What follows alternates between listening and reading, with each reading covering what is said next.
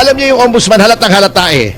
Yung 75 million ni Marcoleta, plunder! Halatang halata naman kayo. Pagkalyado, kahit daan-daang milyon, Wala lang. ang threshold ng plunder, 50 million lang eh. O, di ba? Etong si Congressman Ang, yung Oo. party list, kinasuhan. 214 million daw na kontrata. Conflict of interest. May isa pang kinasuhan na congressman, yung si Arnulfo Go. Ganon din, malaking halaga. Eh bakit? Graft lang, bailable. Maliit na kaso, madali magpiyansa. Pinagaan. Pinagaang. Yeah. Pero, yung 75 million ni Marcoleta, plunder. Ito, 214 million. Galing sa Kabanang Bayan, yung pera, 214 million. Graft lang. Wow naman, bendalo naman talaga kayo.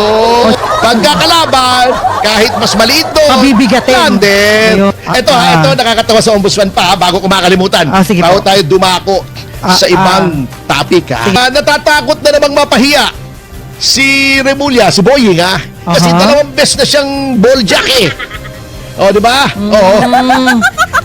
Unang-una, yung kay Revilla, galit na galit siya. Alam mo, Boying, yung pinagsasabi mo laban sa mga hukuman, bordering on contempt yan, eh. Sasabihin mo, inareglo.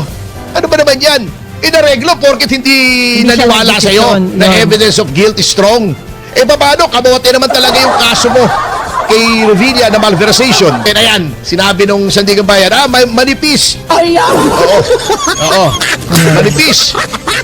Makapal kayo, pero manipis yung kaso nyo. Oo. Ganon? Ito, nakakatawa ako, ha. Natatawa talaga ako dito kay Ombudsman Boying, eh. Opo. Ha?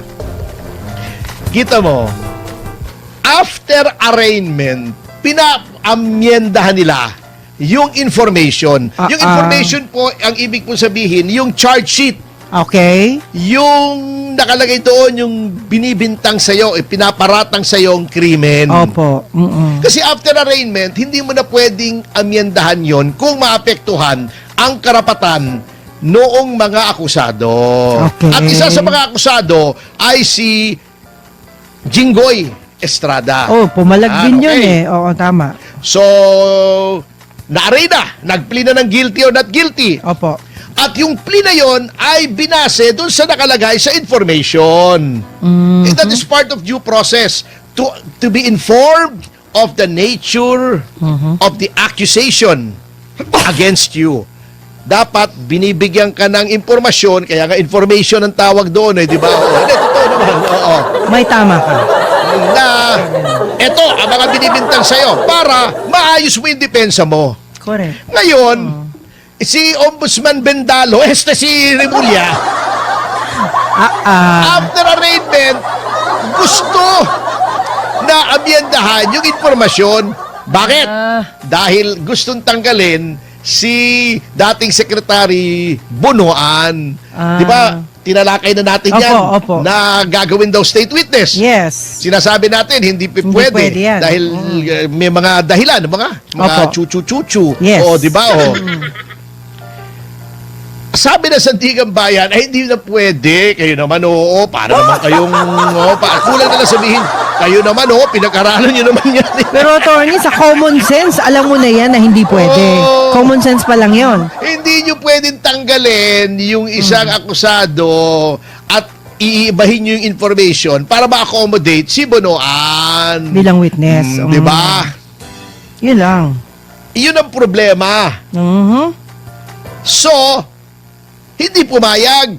Sabi naman ng Sandigan Bayan, hindi ibig sabihin, hindi siya pwedeng tanggalin as state witness. Ayun. Under Rule 119 ng Rules of Court. May mga requirements doon. Unang-una, hindi siya ang most guilty. Number 2, there is no direct evidence laban sa mga ibang mga akusado. Number 3, importante, necessity, indispensable yung kanyang testimonya. Number 4, pwedeng i-corroborate on its material points yung mga sinasabi niya as state witness. Ayun. Ayan, Risa, walang notes yan ha. Walang notes yan. Ha? Walang nakalagay dito. Wala. Eto, mga news reports ito ha. Aha. Walang notes yan. From memory yan, Risa ha. Ayan. Okay, oo. Anyway, Nagdududa? eto, natatawa ako. Ang problema, natatakot na namang mapahiya si Remulla, si Boying ha. Kasi Aha. 2 beses na siyang ball jack eh. O, di ba? Oo. Unang-una, yung kay Revilla, galit na galit siya. Alam mo, Boying, yung pinagsasabi mo laban sa mga hukuman, bordering on contempt yan eh. Oh. Sasabihin mo, inareglo. Ano ba naman yan? Inareglo porket hindi Hindi siya naniwala sa'yo nagdesisyon. na Yun. evidence of guilt is strong. Paano? Kabote naman talaga yung kaso mo kay Revilla na malversation. Alam nyo, hindi po tayo kumakampi kay Revilla ha. Tayo yung mga nanawagan noon na ibalik Opo. niya yung pera. Pero this time, kamote talaga ang kaso laban kay Bong Revilla. At halatang political harassment na naman. Iba Ay, talaga nako. ang desisyon ng tunay Power na play yan eh. Kasi ang nagtutunggali for political power sa lalawigan ng Cavite ay ang mga Remulla at mga Revilla. Ayun. Alam naman natin, ayan, sinabi nung Sandigan Bayan, manipis. Oo. Manipis.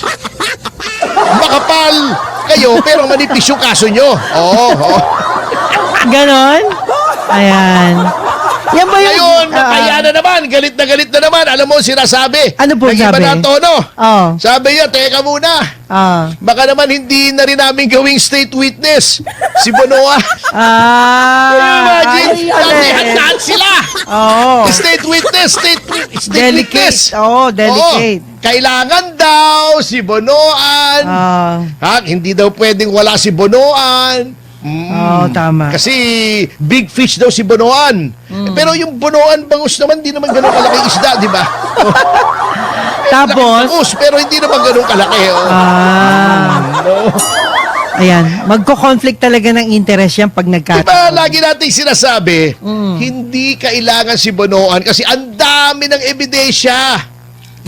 Gusto niya lang iligtas yan eh. Kayo naman Ayan. niloloko niyo pa kami. Hindi pumayag. Kamoting kahoy na may ulalo. KMU. Komoteng may ulalo. Ayan.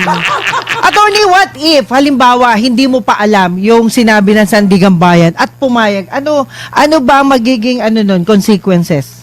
Hindi siya magiging akusado. Yun pala yun.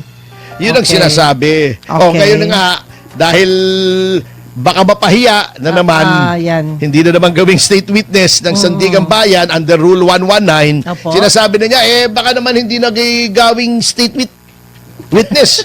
Kasi may mga impormasyon siyang tinatago eh.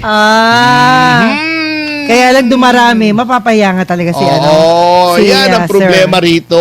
Okay. Puro palusot. Ayan. Yan ang nangyayari. Pero okay na rin po. At kapag kamoting may ulalo, ang pero kaso. At least kinakatigan niya yung mas naiintindihan niya. Speaking of, ito nakakatawa sa ombudsman pa, bago ko makalimutan. Sige bago po. tayo dumako sa ibang topic ha. Sige po. Alam niyo yung ombudsman, halatang halata eh. Di ba, pinakulong nila si Marcoleta, kalaban yon Opo. ng pamahalaan. Opo. Pinakulong si Mike Defensor. Oo. Pinakulong si Jinggoy. Opo. Ayan, tinutulig sa kami. Okay. Ayan na naman, pati human trafficking, si Leviste, si Loren, gustong kasuhan ng plunder. Di ba, nag-iingay tayo? Bakit yung mga kongresistang kaalyado ng pamahalaan Yan. walang kaso? O, di ba? Pabalat bunga. Ayan. Para lang masabing meron. Etong si Congressman Ang, yung Oo. party list, kinasuhan. 214 million daw na kontrata. Conflict of interest. May isa pang kinasuhan na congressman, yung si Arnulfo Go. Ganon din, malaking halaga. Bakit? Graft lang, bailable. Maliit na kaso. Madali magpiyansa. Pinagaan.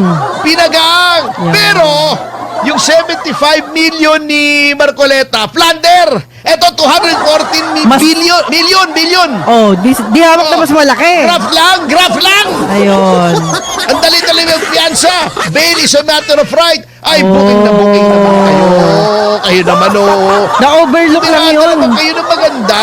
Oo, kayo naman, oo. Attorney. Halata naman kayo. Pagkalyado, kahit daan-daang milyon, Wala lang. ang threshold ng plunder, 50 million lang eh. O, graph lang. Oo, magaang. Pagkakalaban, kahit mas maliit doon, Pabibigatin. plunder. Ayun. Basta hindi lang mas maliit doon. Aha. Hindi naman pera ng bayan. Ayun. Kontribusyon sa eleksyon. Oo. Plunder. Etong kontrata galing sa kaban ng bayan, yung pera, 214 million. Oh. Graph lang. Wow naman. Bendalo naman talaga kayo. Oh, chill, Tingnan chill, nyo, chill. Hindi, tama ko. Attorney, cool, Hindi, cool, cool. galit ako eh. Wag, Ano wag, gusto ko wag. naman yan? Cool ka lang, Biro cool po. ka lang.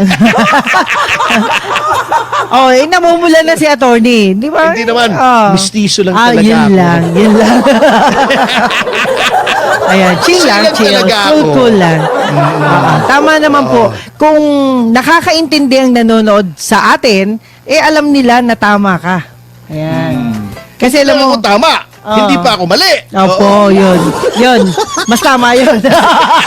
Hindi lang tama. May tama pa. Ayan. Lakas ng tama.